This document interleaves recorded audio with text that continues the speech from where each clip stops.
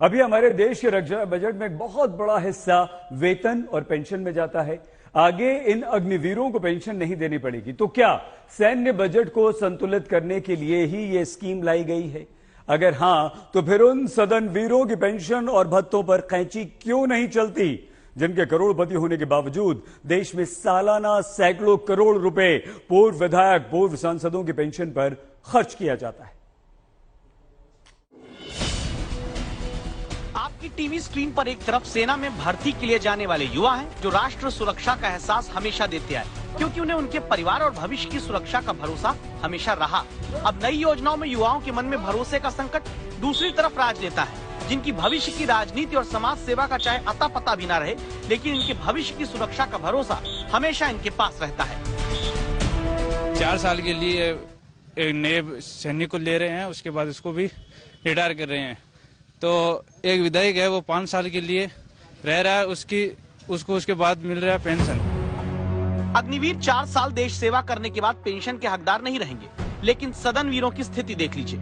लोकसभा के 3580 पूर्व सांसदों को अभी पेंशन दी जा रही, जबकि 268 पूर्व सांसदों के निधन के बाद उन पर आश्रित पेंशन पा रहे हैं। राज्यसभा के 508 पूर्व सांसद पेंशन ले रहे हैं, जबकि राज्यसभा के 219 पूर्व सांसदों के आश्रितों को पेंशन दी जा रही है।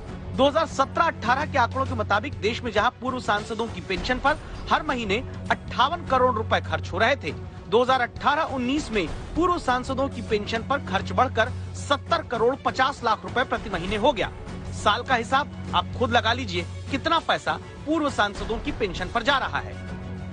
आपकी सैलरी आपके काम के आधार पर हर साल आपके अधिकारी तय करते होंगे।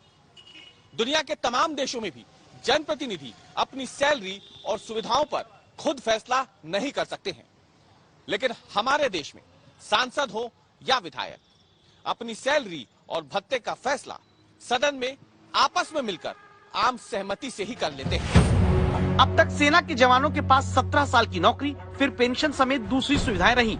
इसी सामाजिक सुरक्षा के दम पर जवान देशवासियों को राष्ट्र सुरक्षा का एहसास देते आ रहे हैं। अगर फंड मुद्दा वहाँ है, तो फिर नेताओं के लिए क्यों नहीं? जबकि 2020 की एक आरटीआई के मुताबिक रेखा और चिरंजीवी जैसे अभिनेताओं को भी पूर्व सांसद होने के नाते 39,000 रुपए और 27,000 रुपए की हर महीने पेंशन दी जाती है। कई बड़े उद्योगपति भी देश में अभी पूर्व सांसद होने के नाते महीने के 25,000 रुपए की पेंशन अपने खाते में पाते हैं। लोकसभा में 88% सांसद, देश में 78% विधायक करोड़पति हैं। आपको जानकर हैरानी होगी कि हमारे देश में अगर कोई नेता विधायक भी बन जाए और बाद में सांसद भी, तो पूर्व विधायक और पूर्व सांसद दोनों की पेंशन पाता है। विधायक अगर सांसद बन जाए तो सांसद होने की सैलरी भी उठाता है, पूर्व विधायक होने की पेंशन भी। उत्तर प्रदेश, मध्य प्रदेश, राजस्थान समेत कई राज्य हैं जहां पूर्व विधायक 8 कार्यकाल तक की पेंशन ले रहे हैं। मतलब करोड़पति विधायक और सांसद पूर्व होकर भी संपूर्ण पेंशन का फायदा सुकून से पाते हैं। एक नहीं, कई कार्यकाल की। वजह मध्य प्रदेश के विधानसभा अध्यक्ष से सुनिए। जैसे विधायक कई बार हो गए, तो उसका भी 1,500 के हिसाब से जो प्रति उनका आता है, एक टेन्योर आता है, उस टेन्योर के हिसाब से उतना बढ़ जाता है उनका।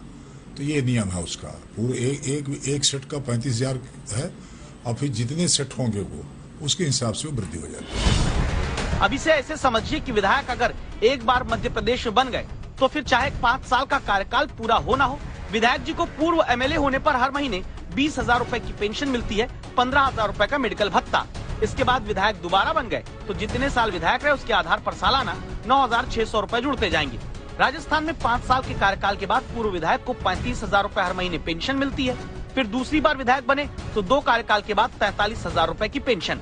झारखंड में एक बार विधायक बनने के बाद 40,000 रुपए हर महीने पेंशन दी जाती है। उसके बाद के कार्यकाल जुड़ने के बाद अधिकतम 1 लाख रुपए महीने तक पेंशन झारखंड जैसे राज्य में दी जा सकती है। तो फिर क्यों नहीं इन खर्चों पर भी रोक लगती? जबकि हकीकत ये भी है कि देश में 7 राज्य ऐसे हैं जहां मुख्यमंत्री, मंत्रियों और विधायकों का वेतन ही नहीं, उनके इनकम टैक्स पर भी सरकारी खजाने से ही पैसा जाता है। मध्य प्रदेश के मुख्यमंत्री, मंत्री, विधानसभा अध्यक्ष, उपाध्यक्ष, नेता प्रतिपक्ष का इनकम टैक्स सरकारी खजाने से जाता है। छत्तीसगढ़ में सभी विधायकों का इनकम टैक्स सरकार भरती है।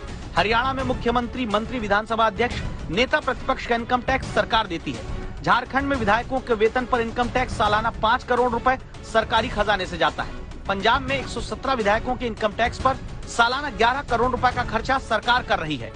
आंध्र प्रदेश, तेलंगाना में सीएम, मंत्री, विधानसभा अध्यक्ष, उपाध्यक्ष का आयकर सरकार भरती है।